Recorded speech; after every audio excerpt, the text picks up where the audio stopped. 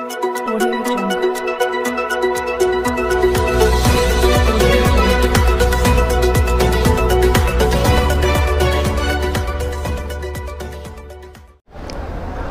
मी Pravin Kamble Maharashtra news नेटवर्कमध्ये आपल्या सर्वांचे सहर्ष स्वागत करतो।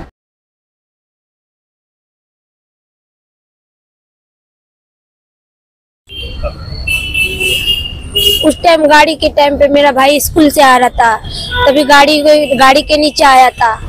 वैन करके बोला तो वैन के रूप में कौन दिखा क्या पता, मालूम नहीं पड़ा। उस टाइम गाड़ी के नीचे आया, उस टाइम गाड़ी रोक दिया होता, आज मेरा भाई मेरे पास होता। डॉक्टर लोग को हजार बार बोला, मेरा बाप ने, मेरा चाचा ने भी बोला कि इलाज चालू कर दे, पैसा आ जाएगा। पैसे के मुंह देखा, लेकिन मेरा भाई का मुंह नहीं देखा। अगर मेरा भाई का मुंह देखता होता तो मेरा भाई भी मेरे पास रहता, तुम लोग भी तेरे पास रहता। आज गाड़ी के नीचे आ गया, बोला सब लोग को गाड़ी रोकने के लिए, लेकिन नहीं रोका। वो गाड़ी रोकता होता तो मेरा भाई मेरे पास होता, हर कदम में मेरा साथ दिया होता। अब मेरा 4 माँ बेटे को छोड़ के चला गया, हम पैसे को लेके क्या करेंगे? पैसे को मुँह देखेंगे कि भाई का मुँह देखेगा? इंसाफ मिलना चाहिए हम लोग को, इंसाफ चाहिए। सब लोग यही बोलेंगे कि इंसाफ चाहिए, पैसा नहीं चाहिए हम लोग को, इंसाफ चाहिए। आपको क्या लग रहा है डॉक्टर ने जो ठीक से इलाज नहीं किया? डॉक्टर ने इलाज नहीं किया, पैसे को मुंह देखा है डॉक्टर लोग को। बहुत जन बोले उसको कि पैसे बाद में ला के देगी, इलाज पहले चालू करो, लेकिन नहीं, पहले पैसे रखो बाद में इलाज चालू करे। हम लोग से झूठ बोला वो लोग ने, उसका इलाज हुआ है आधा पैसा ला के दो, लेकिन पैसा का मुंह देखा, लेकिन भाई का मुंह नहीं देखा। पैसा का मुंह देख के भाई को तो खोद ही नहीं हम लोग।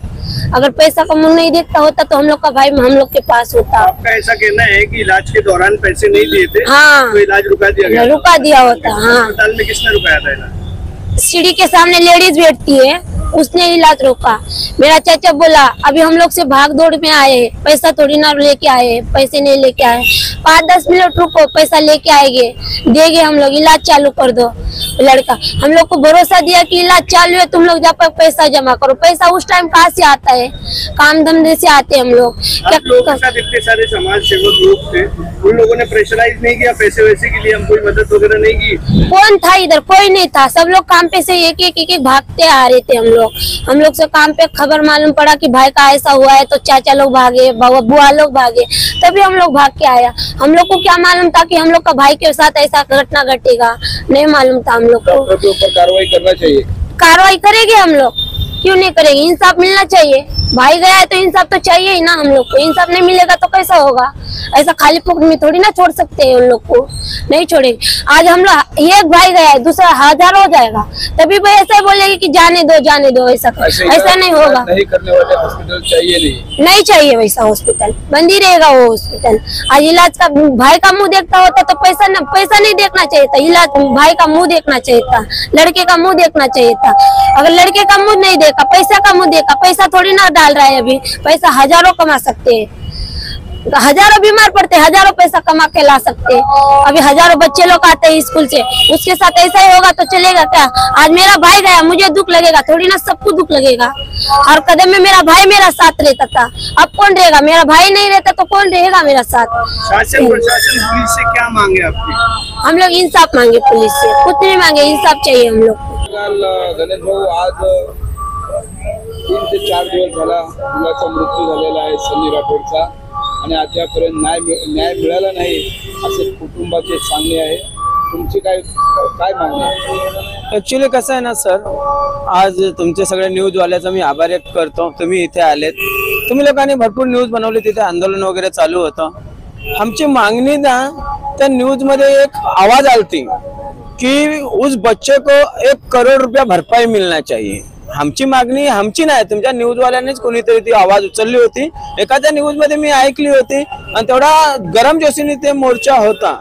तर ते तुम्ही ते न्यूजवाल्यांनी जे बोलले होते ना, ते त्यांची भरपाई, त्याचा बाप बघा इकडे या, हे त्याच्या बापाचा हाल बघा, भीक मागून त्या मुलाला शिकवत होता, ही बहीण त्याची, ते आई त्याची बिगारी काम करते। राहिली दुसरी गोष्ट, हे एका माणसाच्या सोबत अपघात नाही झाले, 10 ते 12 लोकांसोबत अपघात झाले।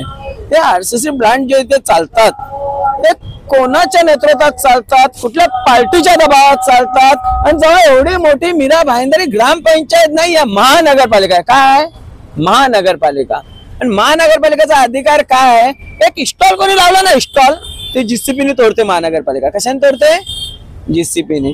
तर एवढा मोठा प्लांट आहेत, 5-5, 6-6 प्लांट आहेत, त्यांना तोडायला जीसीपीने होते का? हे जे ताले लावलेत ना, हे 4 दिवसाचे चोचले आहेत की भाई हे मेटर जरा गरम आहे, थंडा झाला तर नंतर जे आहे आपण चालू करूया. यांच्या असं काही सेटिंग वगैरे झालेली असेल, बोलणं झालेलं असेल महानगरपालिकाशी पण, कारण की यांचं कसं आहे काय ते सगळं समजायला आलं आम्हाला. पहिली गोष्ट महानगरपालिका काय की त्याच्या नेतृत्वात आहे. दुसरी गोष्ट ट्रॉफिक ब्रांचचा ट्रॉफिक ऑफिसर जो इथे ड्युटीवर होता त्याची निष्काळजी.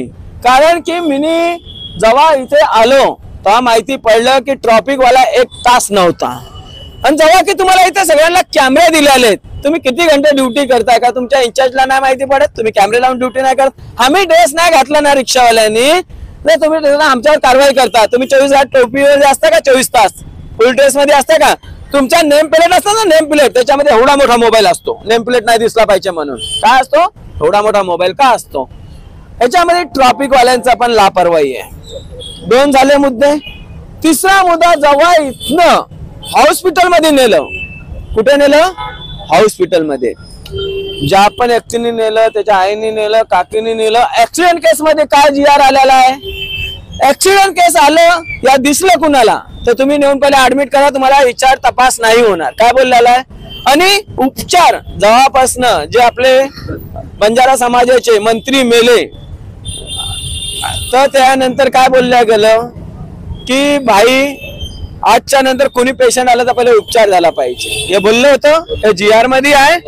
तर तुम्ही त्या मुलाला 50,000 रुपये पहिले भर का बोललं? दुसरी गोष्ट, तुमची कॅपॅसिटी ते उपचार करण्याचे नाही आहेत. जसे की आज टेंबा हॉस्पिटल आहे, त्याच्यामध्ये काहीच सुविधा आहे. त्याच्यानंतर आपल्याला सप्ताबजी लिहून देतो, नायर लिहून देतो. तुमची कॅपॅसिटी नव्हती तर तेव्हाच बोललं पाहिजे होतं आणि ती बॉडी त्या जिवंत मुलाला तिथनं हटवलं पाहिजे होतं.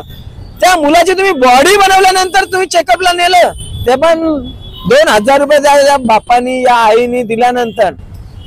तिसरी गोष्ट, तिथनं आल्यानंतर तुम्ही जे पैसे घेतले बिगर उपचार नाही चालू केले, तुम्ही बोलतो उपचार चालू केले.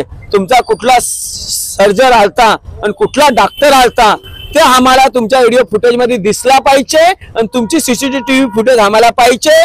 त्याचा जे PM झालाय त्याची रिपोर्ट पाहिजे. आमचा मुलगा तुमच्या निष्काळजीपणाने मेलाय म्हणून तुमचा लायसन हे आम्हाला कॅन्सल पाहिजे. तुमचा हॉस्पिटल पण बंद पाहिजे, RCC प्लांट पण बंद पाहिजे. कारण की 4 दिवसाचा तमाशा आम्हाला नका दाखवू. नाही तर आम्ही तर आज इथे श्रद्धांजलीसाठी बसलेलो आहेत. या 8 ते 10 दिवसामध्ये काय होतं ते आम्ही बघणार आणि त्याच्यानंतर आम्ही इथेच मोर्चा घेऊन येणार. कारण की आमचं जे आहे लेकरू गेले ना, ज्याचं जातो ना त्याचा कळतो. आणि त्या दिवशी बघणार कुठला पॉलिटिशियन, किती नगरसेवक, किती जण आम्हाला सपोर्ट करतात आणि इथे येतात. अरे जेव्हा तुम्ही एवढा मोठा धरणा दिला, तिथे RCC प्लांट बंद केला, बाजूला 200 मीटर वरती मुलाचा घर होता. किती मीटर वरती? 200 मीटर मध्ये. 2 मिनिटासाठी त्या मुलाच्या घरी गेले का? त्या बापाला पाहिलं का? त्याच्या आईला पाहिलं का? आता बाळाचा मृत्यू पाहिला का तुम्ही? नाही पाहिला ना. तर मग काय, याच्या पहिले 10 जण मेले.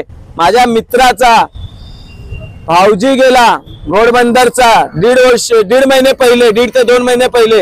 ते मला काल माहिती पडलं आणि मी बोलतो हे RCC प्लांट जे बंद झाले तर हे झालेच पाहिजे.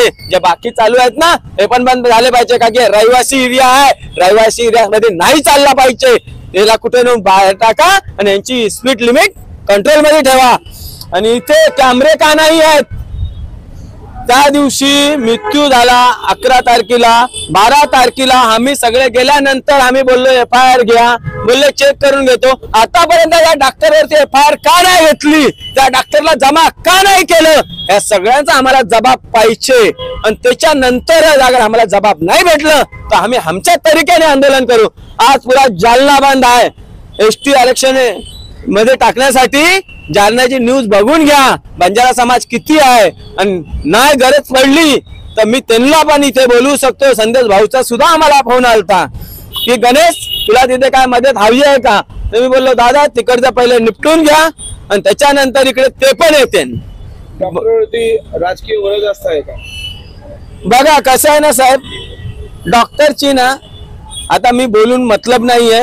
मी करून दाखवेन, त्याला ताला लावेन, नाही तर त्याला जेल कापायला लावेन.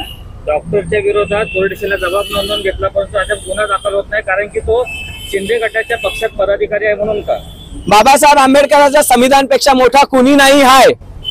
ते शिंदे गटाचा असू, प्राईम मिनिस्टर गटाचा असू या नरेंद्र मोदी गटाचा असू, मला कुणाशी घेणं देणं नाहीये. मला संविधानच्या निवड, मला न्याय पाहिजे. अगर न्याय तुम्ही कलमाच्या धारीवर नाही दिलं तर आम्हाला आमच्या ताकदच्या धारीवर घेता येते आणि ते आम्ही घेतल्याशिवाय राहणार नाही. आणि कुणी दबाव त्या परिवारावरती टाकलं या कुणाला पण काही थोडं पण टच पण झालं. आज मी तुमच्या न्यूजच्या माध्यमातून बोलतो, अगर इथनं आरएससी प्लांट बंद आहे तर मध्ये टँकर का चालले? आता मी इथे बसलो होतो संधानजलला, आता एक टँकर भरून गेला, तर बंद कुठल्या हिशोबाने आहे?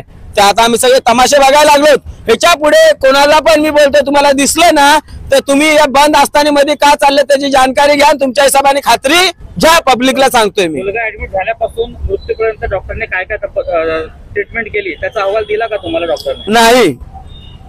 सीसीटीव्ही फुटेज पाहिजे, कुठले सर्जन आले होते ते पाहिजे, त्यानंतर त्याचा अहवाल पाहिजे आणि त्यानंतर त्यांनी काय केलं आणि कसं काय झालंय ते तिथे जे रिपोर्ट टेंबामध्ये झालंय ते मला पुरं पाहिजे. आणि आतापर्यंत कोणी बोलतोय 25 लाख दिले, कोणी बोलतोय 30 लाख दिले, त्या परिवाराला कोणी 1 रुपया पण नाही दिलाय, कोणी 1 रुपया पण नाही दिलाय. नुसतं अंतिम विधी साधी डीसीपी साहेबांनी त्यांना 30,000 रुपये एक हेल्प केली, गरीब हँडिकॅप माणूस पाहून.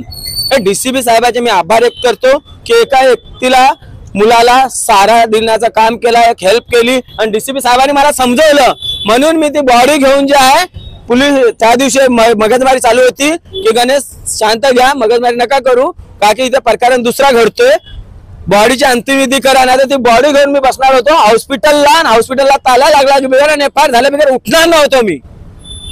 किती दिवसानंतर तुम्ही मोर्चा काढणार आहे? हे तर आता माझ्या संदेश भाऊ, बाकी माझा सगळा बंजारा समाज, जसं की आता मी काल माझ्या इथे सगळे रिक्षावाले आलते, काय संधानजलचा कार्यक्रम ठेवला होता. आता मी आता सगळ्यांना जागृत करण्याचं काम चालू आहे. मी जागेवरती आता हे संधानजलचे प्रोग्राम ठेवणार आणि सगळ्यांना समजवणार की बाबा समाजावरती अन्याय झालाय. आणि माझ्या मागे एका समाजाचे लोक नाहीत, काल तुम्ही बघितलं असतं ना, मुस्लिम समाजाचे आहेत, भैया आहे, उत्तर भारतीय आहे. जेव्हा मी इथनं 500 लोक चंबूरला नेऊ शकतो आणि माझं कामापावरशी पण वार्ता झाली आहे, चंबूरशी पण लोक येणार, आठवले साहेबांशी पण वार्ता झाली आहे. ते बोलले टेन्शन नको घेऊ, तुझ्या साहेबांशी काम कर. आणि काकासाहेब खंबाडकरांनी तर वकीलला सुद्धा पाठवलं की गणेश जे पण आहे टेन्शन नको घेऊ, त्या परिवाराला आपण मदत करू आणि जेवढं जास्तीत जास्त होईल त्याचा इन्शुरन्स पास करून देऊ. आम्हाला कोणाची भिकाची पण गरज नाही आहे.